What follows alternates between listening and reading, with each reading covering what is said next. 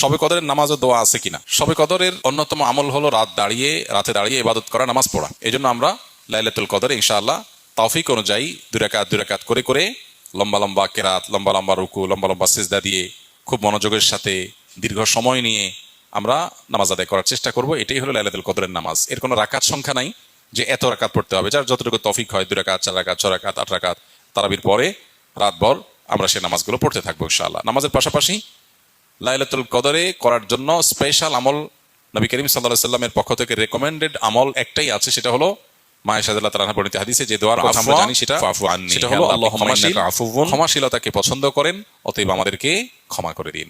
এই দোয়া বেশি বেশি করে করা। এর বাইরে আমরা জিকির, আজকার, তাসবিহ, কোরআন তেলাওয়াত, দোয়া, রোনাজারি এগুলোর মাধ্যমে পুরো রাত অতিবাহিত করার চেষ্টা করবো ইনশাআল্লাহ।